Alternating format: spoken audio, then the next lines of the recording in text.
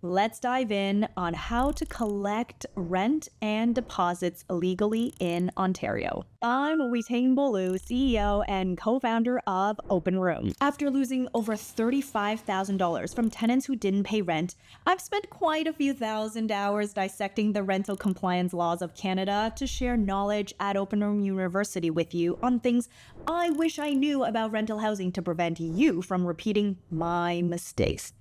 Now, I've spoken to thousands of housing providers and residents. One can say I'm a little bit more than obsessed about everything in this realm. I breathe, sleep, dream about Openroom, the future to a transparent and connected rental ecosystem. I'm so excited. Welcome aboard. Collecting rent and deposits seems simple until you discover the Residential Tenancies Act of 2006. Which is also known as the RTA. It has more opinions about the process than your most particular relative at Thanksgiving. Get it wrong, and it can lead to illegal charges, unintended tenancies, and headaches nobody ordered. Here's your landlord-friendly, RTA-safe roadmap. Here's what you can actually charge. Under the RTA, lawful fees include the last month's rent deposit, and this is held to be applied to the last month's rent only, okay? The landlord actually has to pay annual interest on this deposit.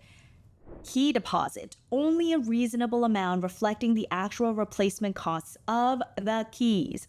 NSF, a bounced payment fee. Fees are capped at the RTA allowable amount if costs were incurred, regardless of the amount of fees incurred by the landlord. While you can't charge cleaning fees, damage deposits, pet deposits, rent, prepayment deposits, mortgage fees, late fees, application fees, and whatsoever in Ontario, the landlord is limited to what they can actually charge. However, if the landlord uses a third-party service for the application process, the tenant may be required to pay a fee to the third party for the processing, and this fee does not get paid to the landlord. Now, payment options must be free.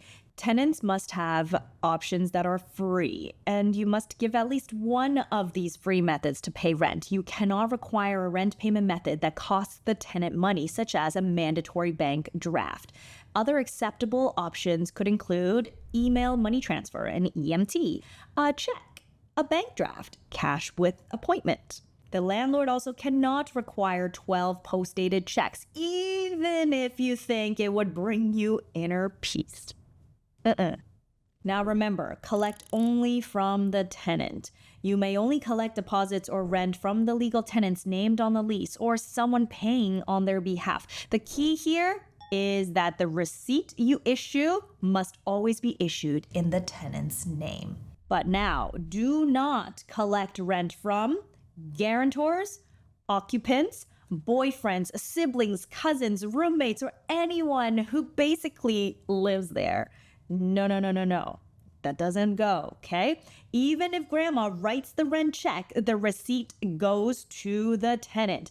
Be aware, if you take money from an occupant and issue receipts in their name or allow them to make maintenance, parking, or service requests as though they hold tenancy rights, they may inadvertently create a new unauthorized tenancy relationship with you.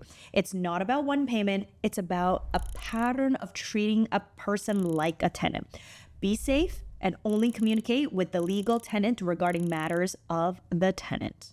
All right, let's get into our rental trio. These are the top 3 takeaways for the tenants and landlords listening in.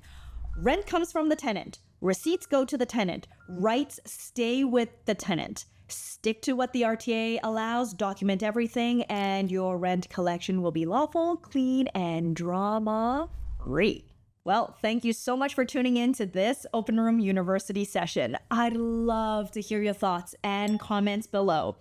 Honestly, please give me a thumbs up if you enjoyed this. Subscribe for more bite-sized educational knowledge to fill your brain. And of course, tell me what else you want to hear about at hello@openroom.ca.